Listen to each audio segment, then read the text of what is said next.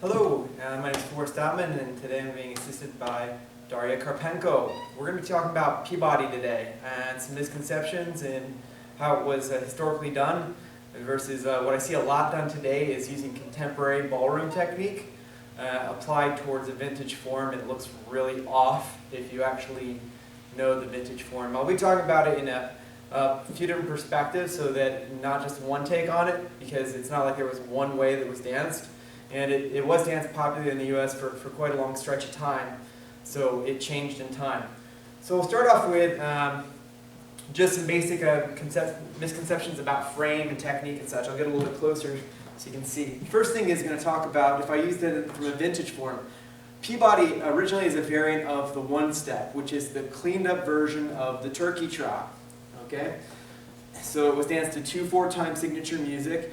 And they used usually a sandwich hold back at that point in time. Arm went kind of straight out to the side. Other hand would be held right above the waistline or so.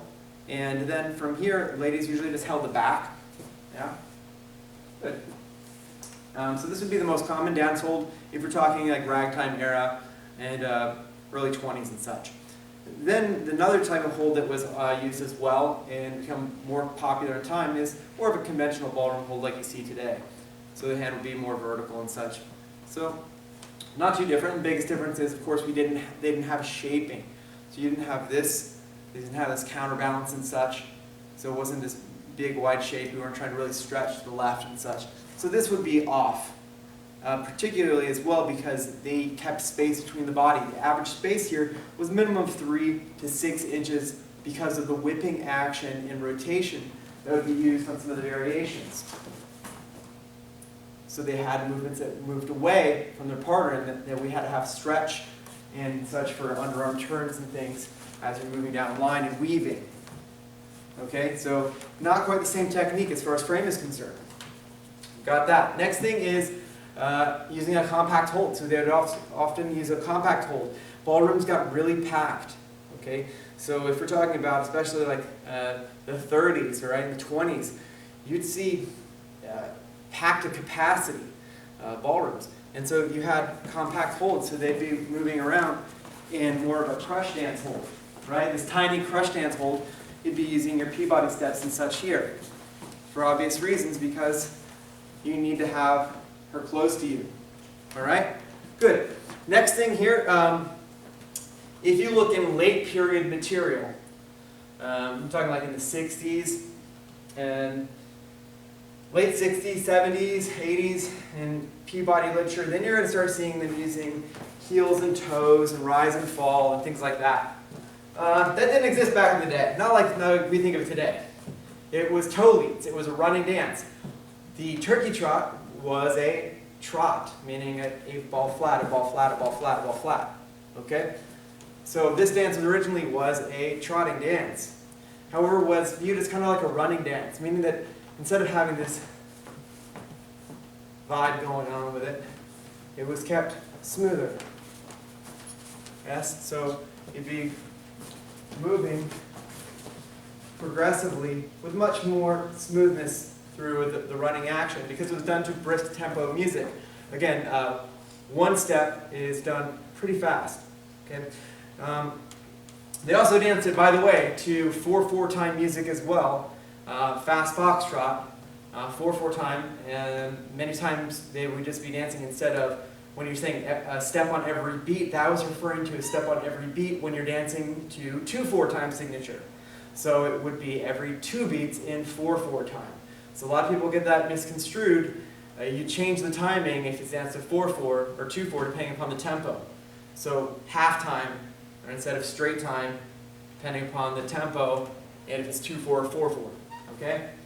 So if I think of 2/4 it'd be 1, 2, 1, 2, 1, 2, 1, 2. So I'm running. 1, 2, 1, 2, 1, 2, 1, 2. Yes? Versus 1, 2, 3, 4, 1, 2, 3, 4, 1, 2, 3, 4, 1, 2, 3, 4, 1, 2, 3, 4. Same thing, we just run around here. So 1, 2, 3, 4, 1, 2, 3, 4, 1, 2, 3, 4, 1, 2, 3, 4. As I'm running, you can see that I'm doing 2 beats if I count 4/4 really fast. Therein lies the difference, okay? There's not 2/4 or a 4/4. They did it to both depending upon the period. All right. Next thing is, I guess, let's go over the basic pattern here. I'm going to show you some things that are different about how I would dance it versus what I see most people do. The first thing is that we're moving outside partner initially for our 8 steps total. 1, 2, 3, 4, 5, 6, 7, 8. But if you notice, from this angle, you'll be able to see what really goes on here is it's a weaving pattern. Okay? So I'm not dancing it holding frame like an English person would have, where they would dance here, holding frame. No, no, no. It's much looser. So again, it'd be more like this, with rotation, and it has a fishtail type action to it. Okay? So 1, 2, 3, 4, 5, 6, 7, 8. It often rotated or pivoted off of the 7, 8, doing up to a 180-degree rotation on it. So you'd see 1, 2, 3, 4, 5, 6, 7, 8. 1, 2, 3, 4, 5, 6, 7, 8. Really whipping around that corner. Okay? That allowed me to do however much turn I needed in order to manipulate the environment. All right? Again, while I'm trotting and keeping it here nice and fluid, you can also dance this as a compact as well, meaning 1, 2, 3, 4, 5, 6, 7, 8. 1, 2, 3, 4, 5, 6, 7, 8. If I need to, which I often do when I'm in a dance hall that's crowded. I dance in the middle of Lindy Hop swing dances, and people are going all over the place, kicking and jumping all over, with no idea whatsoever that I'm trotting around the room. But you can do that by understanding how to keep your frame close and reduce your stride length in order to move around your environment. Always have, always will. Crush dancing is the awesomeness. All right, so last thing here about your basic. Again, we're not shaping over here, okay? It's much more of a natural posture. But specifically, we want to make sure that we leave a little bit of space. And as I'm going, 1, 2, 3, 4, notice how it went diagonally. It's like I'm drifting. 4, 5, 6, and now I'm running back in line. 7, 8. 1, 2, 3, 4, 5, 6, 7, 8. Okay? So that's what I like to see, a nice loose frame, rotation specifically in this dance, because you danced outside partner both left and right. Yes? In this dance. Switching back and forth, very common in this dance. Okay? So you have to have the ability to have some elasticity in the frame. Otherwise it just looks funky and stiff. Alright, hope you guys had fun with that. That's Peabody 101. That is called a lock and run. First step you should know. If you don't know a lock and run, you don't know Peabody. Have a great day.